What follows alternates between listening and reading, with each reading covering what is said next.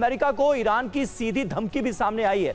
Iran के target पर America के सैन्य ठिकाने हैं, यह बताया गया है।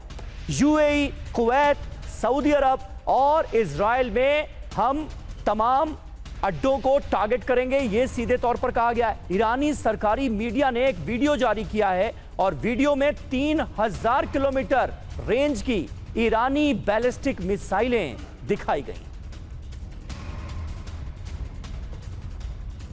तो देखिए, बार बार ईरान अपनी ताकत दिखाने की कोशिश कर रहा है। ईरान का टारगेट अमेरिकी सैन्य ठिकाने हैं, ये तो खुद मार्को रूबियो भी मान रहे हैं।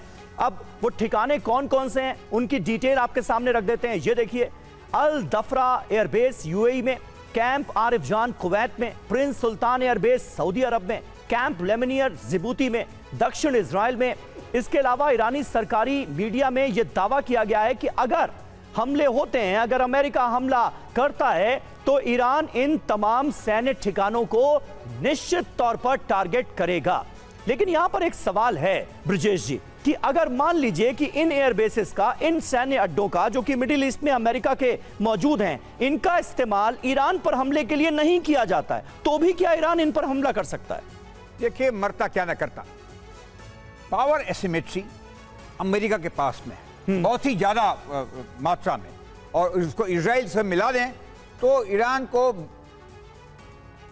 किनेमैटिक्स का, नॉन कॉन्टैक्ट वॉर का बहुत बड़ा खतरा है। मतलब बॉम्बिंग का, उनके स्ट्रेटेजिक टारगेट्स का, न्यूक्लियर का, आईआरजीसी का, कमांड कंट्रोल सेंटर का। तो ये इश्यू तो है जिससे वो क्या कहते हैं, परेशान रहता है। लेकिन जो बात कही जा रही है इस संदर्भ में, ये भी जरूरी है कि इस ईरान के जो प्रॉक्सीज हैं वो एक्चुअली गैर कानूनी है, उनको भी बंद होना चाहिए, हिजबुल्लाह हो या हूती हो। और हूती को मालूम है, हूती ने अमेरिकन जहाज के ऊपर भी 4 साल पहले या 6 साल पहले बिल्कुल क्षतिग्रस्त की थी। वर्ल्ड शिपिंग के ऊपर में भी वो तंग करते रहते हैं। तो इनका भी मानना, इनका भी हटाना आवश्यक माना जाएगा इस श्रृंखला में।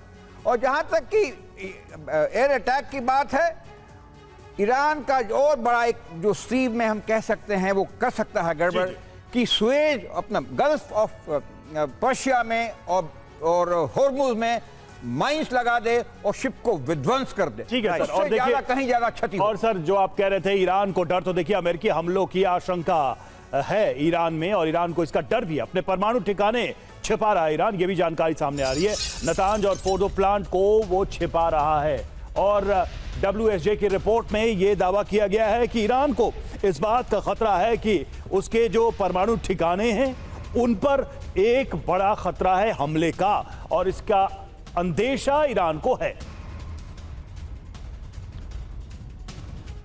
तो तेहरान से पर्दाफाश एटम बम तैयार, क्या है जानकारी, क्या है खबर? पहली बड़ी खबर, अपने एटमी ठिकानों को ईरान छिपा रहा है। दूसरी बड़ी खबर, ईरान संवर्धित यूरेनियम को भी छिपा रहा है। दावा क्या है? नातांज प्लांट को मिट्टी और कंक्रीट से ढका जा रहा है। फोर्डो प्लांट के अंडरग्राउंड बेस को गहरा और मजबूत बनाया जा रहा है क्योंकि यहां हमले की आशंका है। कारण अमेरिका से सीमित हमलों की आशंका है। पिछली बार की तरह इस बार भी परमाणु ठिकानों को टारगेट किया जा सकता है। पांडे सर, कितने सुरक्षित हैं ईरान के न्यूक्लियर जो एसेट्स हैं, आपको क्या लगता है? देखिए, जिस प्रकार के बॉम्ब्स हैं, GBU सीरीज उनके पास है, अमेरिका के पास, तो आप बहुत गहरा जाना पड़ेगा। लगभग 1-1.5 किलोमीटर तक क्षमता उन पहाड़ों के लेने करने के लिए बहुत रिसोर्सेज चाहिए और बहुत समय चाहिए। अब महत्वपूर्ण बात है कि 480 किलो ऑलरेडी इनरिच्ड यूरेनियम, 60% के जो परसेंटेज की मात्रा है वो उनका ऑलरेडी है।